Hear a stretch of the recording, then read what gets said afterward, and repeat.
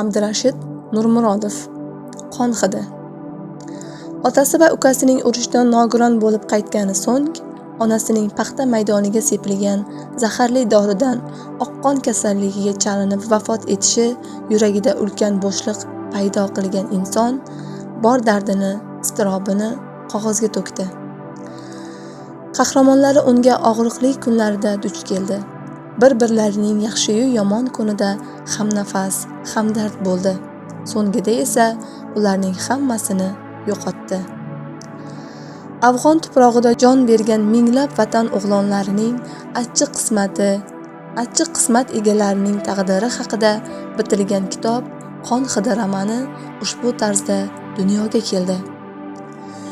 Yelkasiga sharaf yukini ortib jangga kirgan u so'ngida o'zlarining keraksiz buyumdek tashlandiq kimsalarga aylanishini tushunishganida ming afsuslar ancha ulg'ayib qolgan edilar. Ammo yashash kerak edi. Qanday qilib? Yurakda shunchalar zarvorli yukni ko'tarib yashash bo'ladimi? Muallif asari orqali ko'proq jang sahnalari emas, aksincha, o'zi kabi baxtsiz, o'zi kabi yolg'iz taqdirdoshlarining ichki olamiga, ruhiyatiga e'tibor qaratdi. Kitobga esa ushbu so'zlar bilan yakun yasadi.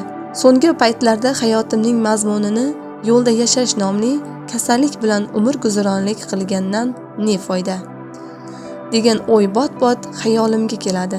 Lekin yashayapman.